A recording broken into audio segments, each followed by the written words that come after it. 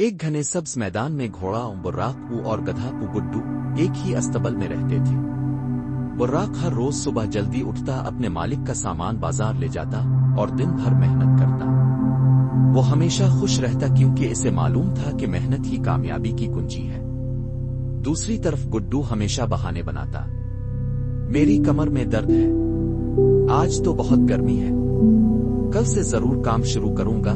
براق اکثر گڈو کو سمجھاتا، محنت کرنے سے ہی زندگی میں سکون اور عزت ملتی ہے دوست، لیکن گڈو ہنستا اور کہتا، تم پاگل ہو، کام کر کے کیا ملتا ہے، آرام ہی اصل زندگی ہے۔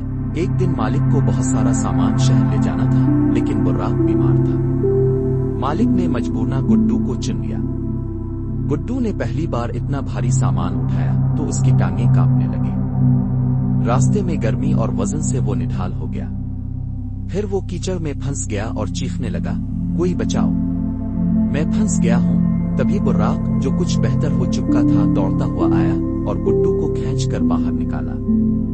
گڈو نے شرمندہ ہو کر کہا، براق، آج مجھے احساس ہوا کہ کام سے بھاگنا کتنی بڑی غلطی ہے، آئندہ میں بھی تمہارے ساتھ محنت کیا کروں گا۔ براق نے مسکرا کر کہا، یاد رکھو، کام سے بھاگنے والے کو آخرکار پچھتانا ہی پڑتا ہے۔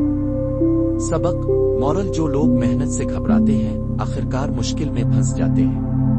محنت اور ذمہ داری ہمیں مضبوط اور قابل اعتماد بناتی ہے۔ اگر آپ کو یہ کہانی پسند آئی ہو تو ویڈیو کو لائک کریں، شیئر کریں اور ہمارے چینل کڈز لرننگ سٹریز کو سبسکرائب کرنا نہ بھولیں۔